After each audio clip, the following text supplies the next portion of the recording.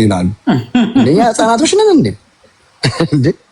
እሱን እኮ ነው ማለት ለኛ ወዳጅና ጠላት ሲለዩልን ማለት ነው። ይሄ ፖለቲካ ነው። ሰው ከፈለገው ጋር ሰርቶ እድናለሁ ካለ መብቱ ነው። ትክክል። እነሱ ሲሰሩበት ልክ፣ ሌላው ሲሰራበት ወንጀል። እኔ እኮ ግራ የገባኝ እሱ ትናንትና የነጻነት በዓል ሚሊኒየም አዳራሽ ላይ በኢትዮጵያ ወኖች ፊት አዲስ አበባ ከተማ ህዝብ ትግራይ ፉክር፣ ህዝብ ኤርትራ ይድክር እያሉ በትግረኛ እንደፈለጉ ጨፍሮ ባንዲራ ይዘው ሲሄዱ እንዴት ኢትዮጵያ ይከበራል ብዬ ነጻነታችንን የፈቀደልን የኢትዮጵያ ህዝብ ነው ብለው የኢትዮጵያ ህዝብ ምንም ያውቀው ስለዚህ ጉዳይ የለም። መንግስቱ ግን እንደ ኩራት ሲያወራው ነበር። ከዛ ዛሬ መጥቶ ይላል ጽምዱ ምንሽ ነው የምገጥሙብኝ፣ አልተቻመኝም። ትናንትና እኮ ተራራ ላይ እኮ እህቶቻችሁን ደፍረዋል ይላል። ማንም ቋሚ ወዳጅ ማንም ጠላት የለውም። ቻይና፣ ጃፓን፣ አሜሪካ እንዴት አርጋ እንዳስደሰተች ጉግል አርጋችሁ ሰርች አርጉና ይዩት። አሜሪካና ጃፓን the biggest problem የኢትዮጵያ ህዝብ ትልቁ ችግሩ ምንድነው? አገናዘበ። ሾርት ሚሞሪ የተባለው ለዛ በትንሹ ይደሰታል፣ በትንሹ ይከፋል እንጂ ቆም ብሎ የሚያየው ነገር የለም። መስተካከል ያለበት ነገር አለ በሚገባ ፖለቲካ ላይ አድቫንቴጅ ከሚሰጠ አሁን በዚህ ዘመን ላይ አማራውም ሆነ ትግራዩ እንዳለቀው በማንኛውም ዘመን አልቋል። እንዲሁም ኦሮሞ ነው የምልህ አልቋል፣ ደቡቡ አልቋል። በዚህ ዘመን ያለቀውን ያህል በማንኛውም ዘመን ኢትዮጵያ አልቋል። የትኛውም ቦታ ላይ ሄዶ ሴፍነት አይሰማውም። አንድ የአዲስ አበባ ልጅ የሆነ ቦታ ለመንቀሳቀስ ግራ ገብቶታል። የትም መሄድ አይችልም። እንዲሁም ከኦሮሚያ ሊሆን ይችላል ከእንትን ይኸው ያገትንበት የታገተ ብር 5 ቢሊዮን ብር መንግስት ገቢ አድርጓል አሉ። አጋቹ እንግዲህ እነሱ ናቸው ማለት ነው። አንድ ጥያቄ ልጠይቅ ካላቋረጥኩ አንተ በፍትሃዊነት እንድትመልሰው ቻሌንጅ እንዳደረግና ማለት እድሜን ሙሉ ኢህአዴግን ተቃውመሃል አይደል? አዎ። ኢህአዴግን የተቃወምከው ኢትዮጵያ ውስጥ ዲሞክራሲ የለም፣ አፈና አለ፣ የሰው ልጅ መብት አይከበርም። ኢህአዴግ የሚባል አምባገነናዊ ወይ እነሱ በሚሉት እንሂድና ቲፒኤልኤፍ የሚባል ስርዓት ሊያኖረን አልቻለም። እንደ ከተማ ልጅም ሲበድለን ያደገው። ስለዚህ የተሻለ ለውጥ እንፈልጋለን በሚል አብይ የበረደን አብይ አሞቀን የሚል ትውልዱ የሚያምንበት ሁሉም ከጫፍ ጫፍ ኢትዮጵያ አምኖ የመረጠው ያለ ክላሽ ደብረታቦርና ጉና ላይ 4 ዓመት ሙሉ ቆይተው 17 ዓመት ታግለው ያዙትን ስልጣን በ6 ወር ባልሞላ ማንም ሳይለው የህዝብ ማዕበጽና የህዝብ አመል ወይም ደግሞ ኦሮ አማራ የሚል ኃይልም አንድ ላይ ሆኖ ያንን ስልጣን አመጣው። ይሄ ስልጣን እዚህ ላይ ሲመጣ ትዝ የሚል ከሆነ ከንግግሩ ምን ይላል? አሻግራቸዋለሁ አለ ቃል በቃል። አዎ። ስለዚህ የኢትዮጵያ ህዝብ ችግሩ ከስርዓት ከሆነ ወይስ ትግሬ የሚባል ብሔር ስለመራው ነው የደበረው ወይስ ያንገበገበው የስርዓተ ለውጥ ያረጋው ያንገበገበው ኑሮ ነው ጭቆናው ነው ስትል አሁን ያለው መንግስትን የበለጠ ያድጋል ጨቆና ዲቤት እናርግን እናንተ በአመተ ምህረት በፋብሪካ ከፈለክ ከለውጥ ጋር ከፈለክ ሀብት ጋር ከፈለክ ነፃነት ጋር ከፈለክ ሰላም ጋር እናወዳድረው። ስለዚህ ይህንን ስንቃወም ምን ይሉሃል? ዘረኛ አንተ የተወለድከው ከተማ አይደለ ወይ? እንደ ዮናስን ከተማ ሆኖ ነው እኮ ኢህአዴግን ሲቃወም የነበረው። ምን ማለት ነው? ያደጉት ሀገራት ላይ ስትቃወም እንትን ምናምን አትባልም። እኔ ሸወዱኝ እግዚአብሔር በሚያውቀው ታማኝ በየነ ናቸው። እነ ታማኝ በየነ እሳት ሚዲያ በጣም ትልቅ ግዙፍ ነበረ if you remember እና ሁልጊዜ ኔጌቲቭ ነገር ሲቀልቡህና በተወሰነ መልኩ ያለውን ነገር ሲያረጉ በምታየው መልኩ አስቀያሚ ነገሮች አይተናል። ስህተት አልሰሩም አልልህ፣ ስህተት ሰርተዋል። ኢህአዴግ ወይም ህወሓትም በለው ስህተቶች አሉ። አሁን ግን ከኢህአዴግ ወይም ከህወሓት ሴጣን ትሻለኛለች የሚለው ጸሎት ለኢትዮጵያ ደርሷታል። ምን የመሰለ ሴጣን ዱቅ አድርጎላል። ምን የመሰለ ሴጣን አምጥቶ አስቀምጦልሃል። ከሴጣንም ጋር ቢሆን እንሰራለን ያለው ህዝብ ይኸው ደስ ብሎት ሰው ሲቀቀል አይተናል። ሰው ተዘግዝቆ ሲሰቀል አይተናል። እርጉዝ ተሰንጥቃ ሆዷ አትወልጅም ተብላ አይተናል። እያንዳንዱን ነገር ያየንበት በቪዲዮ አመጣልሃል አይተናል። ክርስቲያን አይወለድም ተብሎ የታረደበት ሰውዬን ላሳየ ቪዲዮ አንተ አብረን እንድትሄድበት አገርስ በመለስ ዘመን እና በአብይ ዘመን ስል አሁን መለስ በአደባባይ ለከሊ የሚባል ሀገር ነበር ሲሰልል የነበረው የሚል ሪከርድ አለ በዘመኑ። እንደውም ሲያስፈራራ ግብፅን ሲያስፈራራ ኤርትራን ሲያስፈራራ ነው የምናውቀው መለስ። እሱ ግን ምን አለ? ለኤርትራ ስሰልል ነበረ፣ አሜሪካ መሆን እፈልጋለሁ። ይህንን እያለ አይናቸውን በማሐረብ አስረው ጥላቻ ካልሆነ ዮናስ እውነት ስርዓት ለውጥ ከፈለግ ዮናስ ሐቀኛ ከሆንክ እንደው ክርስቲያንም ሁን ምንም ሁን ህሊና ካለ ተቃውሞ እኔ ሁልጊዜ ከሰማኝ ከስርዓት ጋር ነው። የትኛውም ብሔር ጥላቻ የለም። ማንም ይምራ ነገ ፋኖ ሁሉንም አንድ አድርጌ እመራለሁ ካለ ይምራ። እኔ ጸቤ ከስርዓት ጋር ነው። ትናንት እነሱ ኢህአዴግን ሲቃወሙ ያላፈሩ እኔ ብልጽግና መቆም ምንድን ነው የሚያሳፍረኝ? ኩራት ነው የሚሰማኝ። ሚሊዮን የበላ አሮጊቶችን ያሰረ ካህንን የገደለ የኢትዮጵያ አንኳር የተባሉ ጂኒስ የተባሉ ሰዎች እነ ስመኞን የበላ እነ አምባቸውን የበላ እና ሳምነው ጽጌን የበላ አሁን እኮ አንድ ሰው የለም። ስሙን እንኳን የምጠራው ሰው የለም በአሁኑ ሰዓት። ይህንን ያላረገ ኢህአዴግ ብልጽግና እንደዛ አድርጎት አጠይቅ ይሏል። ደግሞ አዲስ የመጣች አንተ ምን እንድታየው ይኸው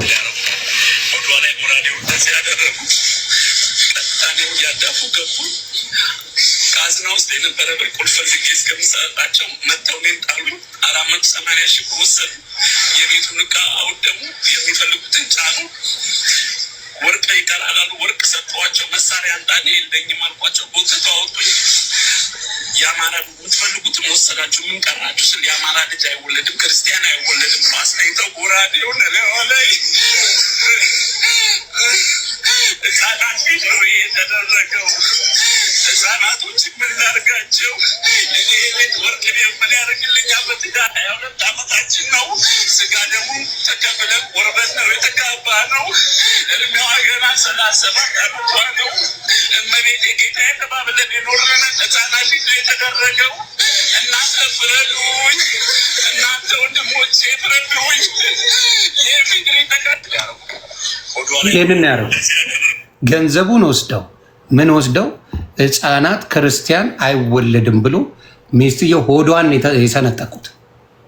እንደዚህ አይነት ስራ ነው የሚሰሩት።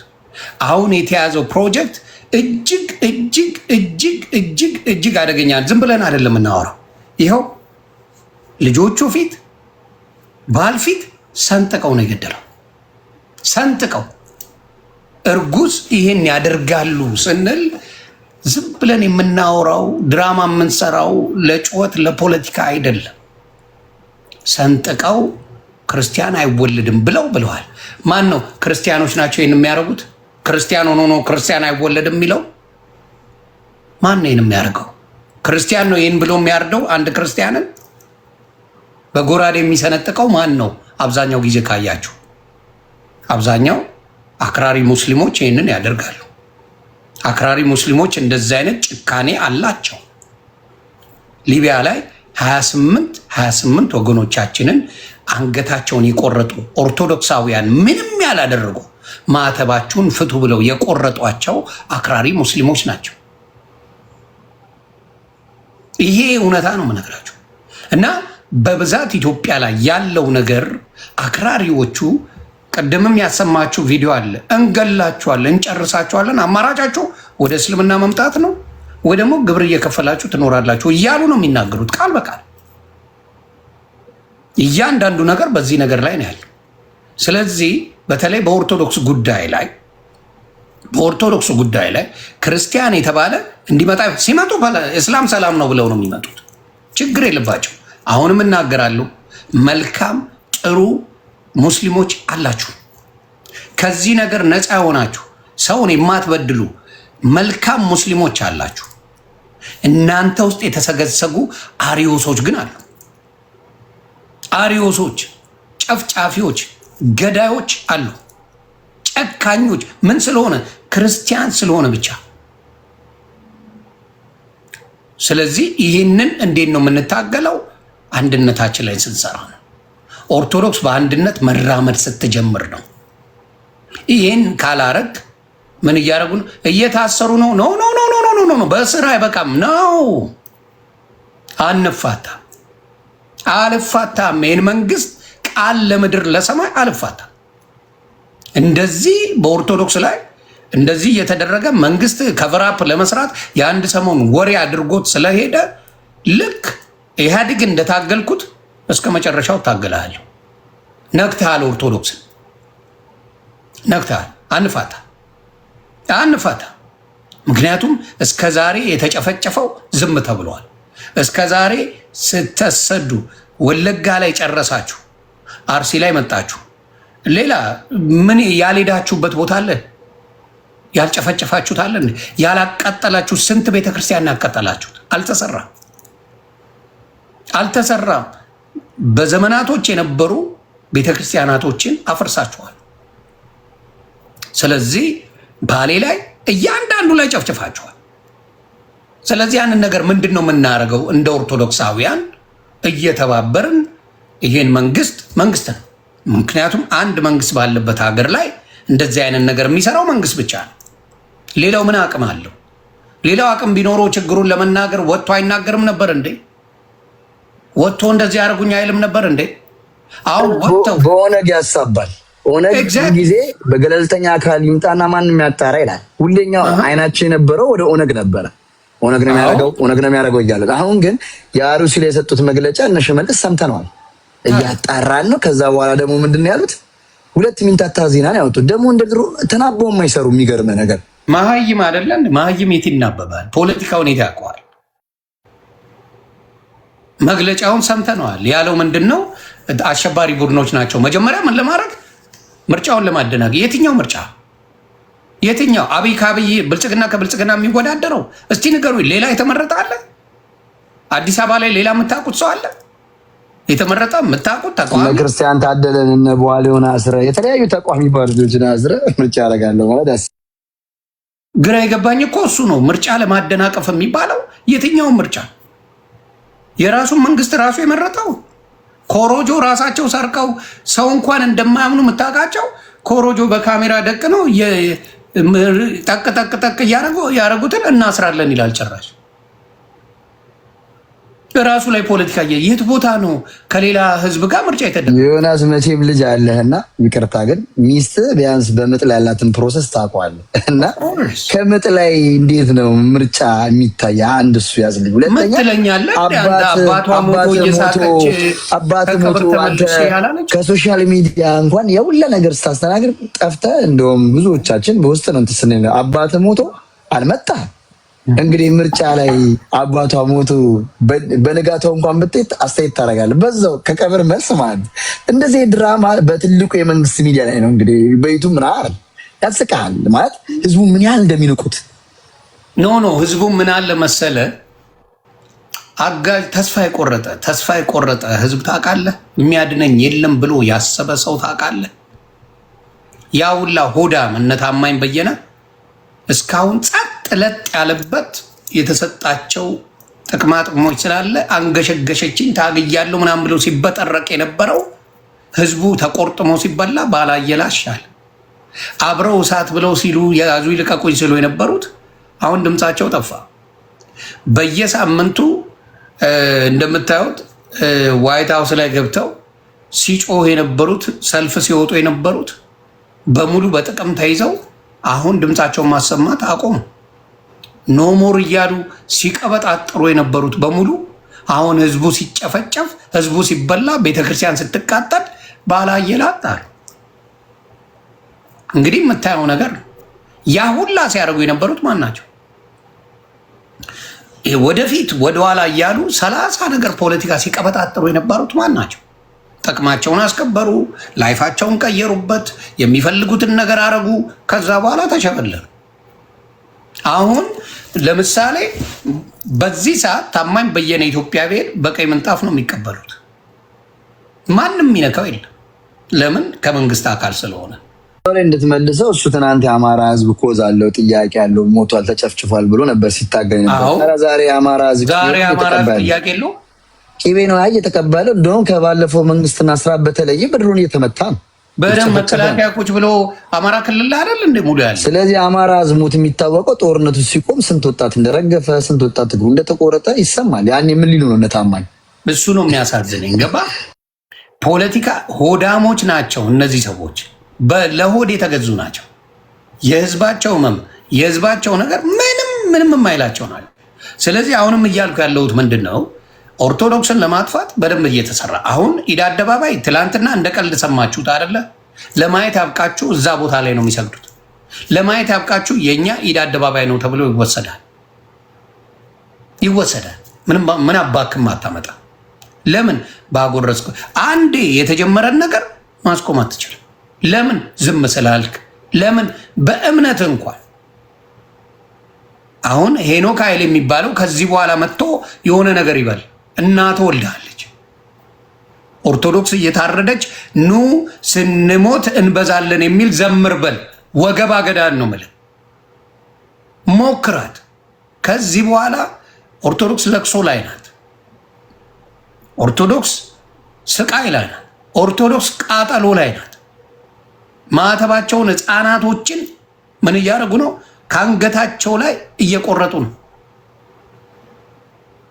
አንድ እንደዚህ የሚባል ነገር ይዘና ቤተክርስቲያን ላይ ጧፍ ይዘና ሞክር። ፖለቲካ ሰራለሁ ብለህ የምትመጣ ከዚህ በኋላ ሞክረን ጉድን ነው የምናወጣው።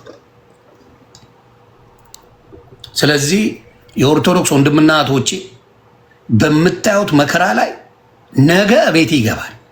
አሁን የሚሄዱት አካሄድ ጥያቄ የሌለው አካሄድ ነው። እዚህ ጋር ግፉ ስለበዛ ነው የኦርቶዶክስ ልጅ የወጣው። እስከ መቼ? እና ምንዋን ያዘዋውሯታል? አንድ ታቦቷን ይዘው የሚሄዱትን እሷን ያዘዋውራሉ። ስለ ሞት አያወሩ፣ ስለ ቤተ ክርስቲያኑ አያወሩ። ታቦቱ ግን የሌላ ነው እያሉ ቁማር ይጫወታሉ። የተቃጠለውስ ቤተ ክርስቲያን፣ የሞቱት ሰዎች ውሸት ነው እንዴ? አንዳንድ ሙስሊሞች ከቨር ለመስጠት አክራሪዎቹ የወላችሁ ከዚህ ኢንፎርሜሽን ተጠንቀቁ፣ ከዚህ ኢንፎርሜሽን ተጠንቀቁ። ይሄ ታቦት ሌላ ቦታ ቤተክርስቲያን ሊገባ ሲል የመጣ ታቦት ነው። እሷን ይዘው አንዳንድ ጴንጤዎች ሲያራግቡ አየው። ጴንጤ በዚህ ሰዓት እንኳን ታራግባለህ? እንደው ሌላው ቢቀር በክርስቶስ አንገናኝም? በተወሰነ መልኩ አንገናኝ፣ በተወሰነች መልኩ አንገናኝም? አንገናኝም ወይ? በተወሰነ መልኩ እናንተ ሁሉ ነገር መንግስት እንዳይነካባችሁ የምታደርጉት መንገድ ነው። ምን ያገናኘዋል? አንተ ሱቅ በደረቴ ነው ያለ፣ እምነት የለ። እግዚአብሔር ምስክሬ፣ አብዛኞቻችሁ ሱቅ በደረቴ ነው ያላችሁ። አዳራሽ ትከፍታለህ፣ ትዘጋለህ፣ ትከፍታለህ፣ ኦርጋን ታስገባለህ፣ ትጨፍራለህ፣ ትወጣለህ፣ አለቀ። ሳቢ ትቀበላለህ። አንዳችሁም ከአንዳችሁ ትምህርታችሁ አይገናኝም። ሱቅ በደረቴ እንጂ እምነት አይደለም። ይህን ጠንቅቃችሁ ታውቃላችሁ እናንተ። ግን በዚህ ሰዓት እንኳን ለሞቱ ሰዎች ለቴዲ አፍሮ ስትጫጩ አልነበር እንዴ? በየቸርቻችሁ ስትሰብኩ አልነበር እንዴ? ዳስጣል እንዴት ይባላል ተብሎ በየመንገዱ ላይ ስትረግሙት አልነበር እንዴ? ትክክል አይደለም ዘፈን አያጸድቅም ስትሉ አልነበር እንዴ? ኦ የሞተ ሰውስ ቤተክርስቲያን ሲቃጠልስ ስለሱ አታወሩ? ምክንያቱም የመንግስት ተለጣፊ ልፋጫም ስለሆናችሁ፣ ወራዶች ስለሆናችሁ፣ ሌቦች ስለሆናችሁ እንጂ እውነተኛ ክርስቲያን ንጹሃን ሲበደሉ ከንጹሃን ጎን ይቆማል። እንጸልይ፣ አዝነናል፣ ተበድለዋል፣ ተጨፍጭፈዋል ይባላል። ይሄ ነው የእናንተ ጥላቻ ስላላችሁ ኦርቶዶክስን ከኦርቶዶክስ ወጣችሁ። እኔን እንኳን ጥላቻ አስተምራችሁ ነበር። እኔን እንኳን ከኦርቶዶክስ ልጆች ካልተበቀሉ መራመድ አይችሉም እኮ። እሷ ናት አገር እያስቀጠለች ያለችው። ለዛ ነው እነሱ ግድ የላቸውም። ለምን አገር በአናቱ አይተከልም?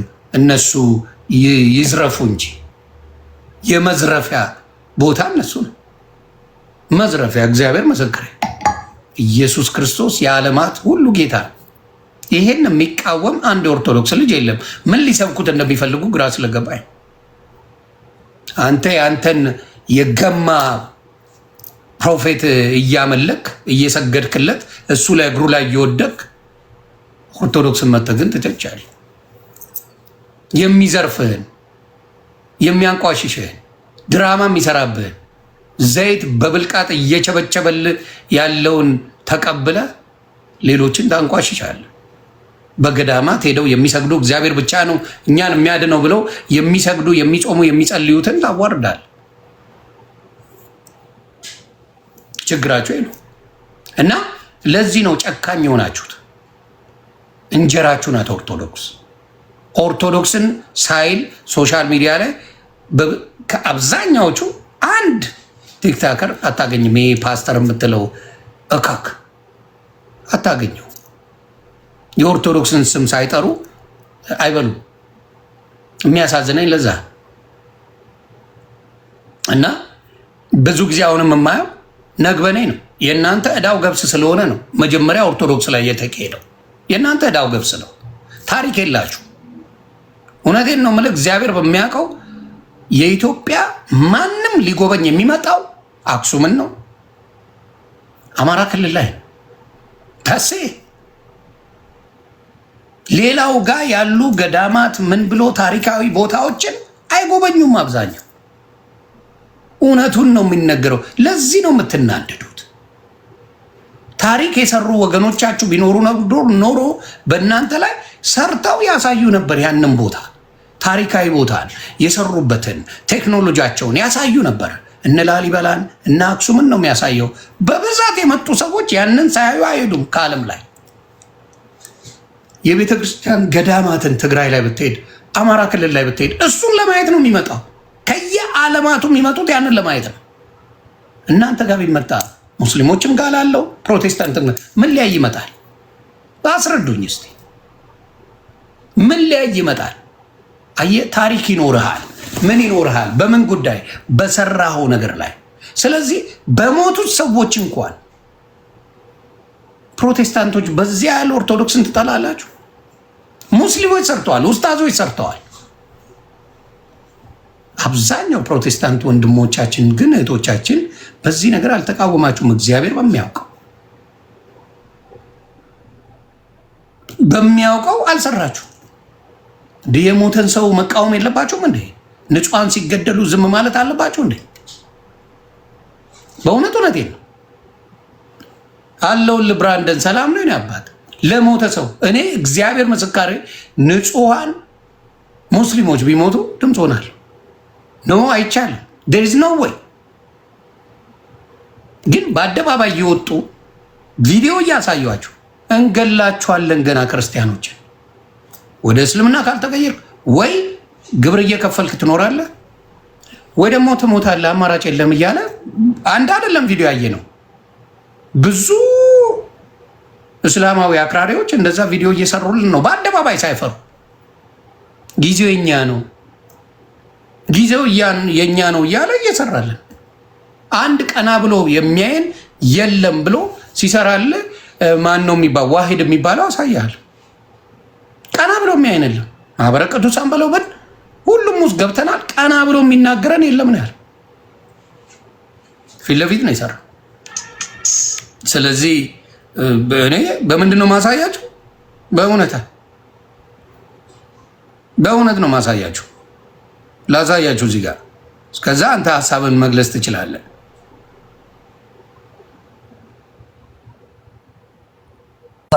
ችግር አብሬ እቀጥላለሁ።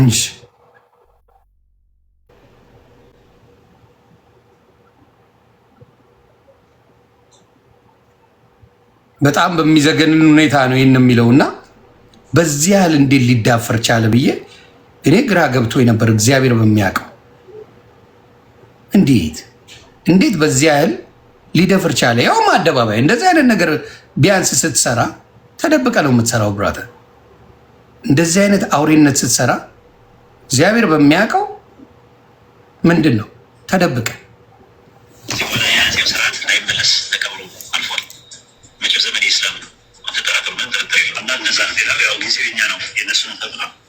ጊዜኛ ነው ማለት ነው። መሬቱ ላይ በየክፍለ ሀገሩ ግንባታችንን እንቀጥላለን። የትውልድ የሚሆን ግንባታ ማለት ነው። በየክፍለ ሀገሩ በየአዲስ አበባው በየእንትኑ ባገኘነው አጋጣሚ መንግስትም ደግሞ ሸር ነው ለእኛ መንገድ ቦታም ይሰጠናል።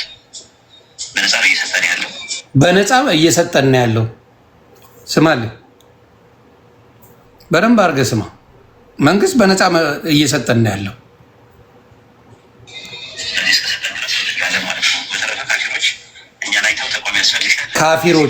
ካፊሮች ነው የሚሉት። ስማ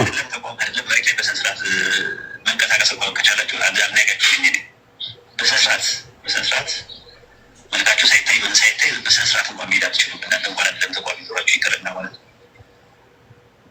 እንደፈለጋችሁ አትሆኑ። እኔ ዛሬ 2 ዓመት ኢትዮጵያ ሄጄ እንደፈለግኩ ነው በፌዴራል ታጥሬ ነው ሲሄድ የነበርኩት። ጥሩ ፌዴራሎች የሚታወቁ የሙስሊም ፌዴራሎች በስነስርዓት የሆነ ነገር ካጋጠመ ደውል ብለው ቀብሰስ እያልኩ ስኖር የነበረ ማለት ነው። ሰልፈራ እንደዛ አይደለም ራሱ ማለት ነው። እና አይናችሁ እያየ በደንብ ኢትዮጵያ ውስጥ በደንብ ተቋም ምንድን ነው በደንብ እንገነባለን። ራሱ የትምህርት ለትውልድ የሚሆን ለመሳይ ጊዜ የሚሆን ነገር እንሰራለን ወደፊት ኢንሻላህ። በደንብ ማለት ነው። ምንም አይላቸውም ብለን ምንም አይለንም። የመንግስት አካላትም በዚህ መልኩ ምንም የሚያመጡት ነገር የለም። ይህንን ጥቅም ባስብ ኖሮ አሁን ስለ ኢብራሂም እያልናገርም ነበር። እኔ አልፈራም ነው አንደኛ፣ ሁለተኛ ነገር ደግሞ ላይሰንሳችንን መንጠቅ አይችሉም ይኛል አንደኛ ማለት ነው። እና መንግስት ምንም ማድረግ አይችልም። አይምሰላችሁ ኢንሻላህ። ይሄ ነው እንግዲህ በጣም እንደዚህ ናቸው። ስለዚህ በደንብ ተደራጅተውበት በደንብ እየሰሩበት በደንብ ምን እያደረጉ ምንም አታመጡም። ካፊሮች ነው የሚሉ ካፊር። እኛ በስማቸው ሙስሊም እያልን ነው የምንጠራው። እስላም እንኳን አትበል ነው የሚሉ። እኛ እስላም ስትል ራሱ እስላም አትበል ሙስሊም ነው የሚባለው ይላል። እስላም ነው የምልህ። ምን አባ ልዩነት አለው? በደንብ አድርጎ እንደዚህ እያደረጉ እየሰሩ ምን አድርገዋል? ኦርቶዶክስን ለማጥፋት በደንብ ሰርተውበት ተደራጅተዋል፣ ጨርሰዋል። በአደባባይ በቪየት ነው የሚሄደው። ቀና ብሎ የሚያኝ የለም። ሁለት መንግስት ነው ያለው። የሚገርምህ የመንግስት ሰፖርት ባይኖረው ጀርባው ባያምር ጀርባው ጡንቻው ባይወፍር መንግስት ባለበት ሀገር ብዙ ብሔር ብሔረሰብ የሚኖርበት ብዙ የእምነት አካሄድ የሚኖርበት ጊዜ ቦታ ላይ እንደዚህ ፊቱን ገልጦ የሚያወራበት ጀርባው ስለሚያምር ምንም ይሄ ደንቆሮ ካልሆንክ እንትና ይሄንን እኔ የምለው የሙስሊም ተወላጆች እነሱን ማይወክል ከሆነ በአደባባይ በሚሊዮኖች ወጥተው ሊቃወሙት እንዴ? ውሸታሞች ናቸው፣ ይደግፉታል። ገብቷል። አስመሳይ ናቸው። ግን ምንድነው አሁን የሚሰራው ፕሮፋይል ይሄ አቻነት ፖለቲካ አይነት ሙድ አለ አይደለ? በውስጥ የሆነ የሚያንጫጫል፣ በውስጥ በደንብ ተደርጎ ተጠናክሮ ይሰራል። በውጭ ደግሞ እንደተቃወም ካርጋ አክት ማድረግ ማለት ነው። ገብቷል። ልክ የሆነ እንግዳ ሲመጣበት ቶሎ ብለህ ሽሮ ብጥብጥ በልተህ ታውቃለህ? ማዘር አርጋ ከሆነ ስጋው እስኪደርስ ብላ እንደዚህ አይነት ድሙ ነው የሚጫወቱት ማለት ነው። ይሄ ደልበል እንዳስታንድ ሙድ አይነፋም። ክርስቲያኑን እያዳከምክ ክርስቲያኑን እያረርክ እየገደልክ ኤቭሪዌር እኮ ባመጣና እምነትን ባመጣ ተከባብሮ በቻለ እንደ ክርስትና የዋሃለ እንደ ዓለም ላይ እመቤቴ እኔ ዘመኔ ሙሉ እንደው ለጭንቅላት ነው የምትፈርደው። ሁሉም ጋር አትሊስት እንኳን የእምነት እንትኖችን ገብታ አይተዋል አይደል? ኦርቶዶክስ ወዴትኛው በቀል ነው የሚያለው። የትም እስላም ሀገር ላይ ሲቲዝንሺፕ አይሰጥም፣ ጡረታ መውጣት አትችልም። በነገራችን ላይ ኢትዮጵያውያኖች አረብ ሀገር ይኖራሉ አይደል? አረብ ሀገር 100 ዓመት ብትሰራ አንድ እህታችን 60 ዓመት 30 ዓመት ብትሰራ አሜሪካን ሀገር እንግዲህ 30 ዓመት ከ65 ዓመት በኋላ ጡረታ ይከበርልሃል። ወረቀት ይሰጣል፣ ምን ይላል እና ጡረታ ይከበርልሃል እድሜ ታይቶ። የትም ሀገር ተወላጁን የትም ሀገር ኑር ምንሙን ግሪን ካርድና ወይም ደግሞ እንትን ካለ ማነው ስሙ ሲቲዝን ከሆንክ ጡረታ ይከበራል። ምንም ጥያቄ ነው። ገስዋት የትኛውም እስላም ሀገር ማንኛውም ቢኖር ጡረታ የሚባል ነገር የለውም። ሌላው ልንገርህ፣ አንድም ሲቲዝን አትሆን። የትኛው ክርስቲያን ሀገር ነው ሲቲዝን የማያደርግ? አንድ ጥራልኝ። የሆነ ሀገር ላይ ገብቶ በጨዋነት እስከሰራ ድረስ ዜግነት የማይሰጥ የትኛው ክርስቲያን ሀገር ነው? ለእስላሙ የማይሰጥም እስላም እርስ በራስ እንኳን አይዋደዱ። ለእስላሙ እንኳን አይሰጥም ዜግነት እና በጣም ያሳፍራል። ለትምህርት ብሎ አረብ ሀገር የሄደ ዘመዶች አሉ? እስቲ ንገረኝ። በዘመናችን አረብ ሀገር ለትምህርት ነው የሚሄደው የሚል ሰው አለ? እውቀት የላቸውም። ደነገርመ ቤተሰቤ ፋዘር ረዥም ዓመት ሰርቷል። ማተብ ሁላ ማድረግ አይችልም። ከዚህ ሁላ እምነት ልከንለት ተደብቆ በሸሉ ነው እንጂ እምነት ክሩ ላይ አያስርም። ታውቃለህ? ክር አያስርም። ክር ወንጀል ነው። አሁን ዱባይ ምናምን ተስተካክሏል። የሚገርም እኔ መስቀሌን ነበር ደረቴን ነፍቼ ሲሄድ የነበረው ዱባይ። እነሱ ዘመናዊነትም አካባቢ አላቸው ስለሆነ ገባ። አሁን ዘመናዊ ሆነዋል። መጠጡላ ተፈቅዷል እዛ። ያው መጠጥ ጠቃሚ ነገር ሆኖ ሳይሆን እንደ ዓለማዊ እንደሆነ ግን ምንድነው እኛ አብሮ አደጋችን ያደጉት ሙስሊሞች ጋር ተቻቻችለን ስንኖር ዮናስ በእንደዚህ አይነት አረመኔነት ክፋት ተምረን አናውቅ። እኔ እግዚአብሔርን ቁርአን መስጊድ እየገባው ሁሴን ሐሰን ኩኩ የሚባሉ ፍሬንዶች ነበሩ። ገብቼ ቀር ነበር ቁርአን። እነሱ ደግሞ ዱቁና የሚባል ትምህርት ነበር ቤተክርስቲያን ታውቃለህ። እየሄድን ምናምን አቡነ ዘበሰማያትን ስንደግም ምናምን አብረውን ሄዱ ነበረ። ጥሩ ፍቅር ነበረ ማለት ትልልቅ ጽንፈኞች ግን ብዙ አልነበሩም እስላሞች። እንደገና መርካቶ አውቶቢስ ተራ ብትሄድ ከክርስቲያን ጥምቀት ሲመጣ እያጸዱ ከኛ ጋር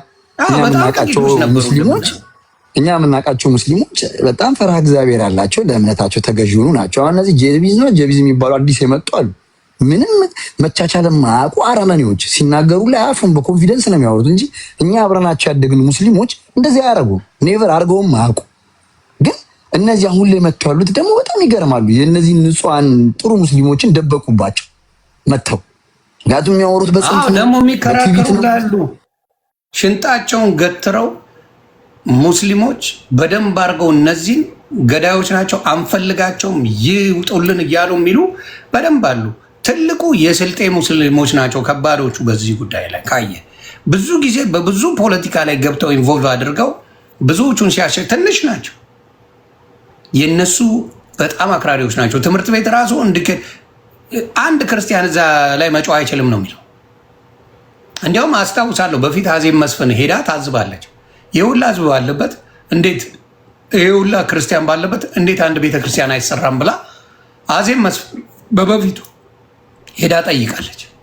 እንዴት ነው የማይሰራው ብላ ግራ ገብቷት ማለት ነው። በጣም በሚደንቅ ሁኔታ ብዙ ክርስቲያኖች አሉ፣ ብዙም ይኖሩ አሉ። ቀና ብለው ማየት አይችሉም።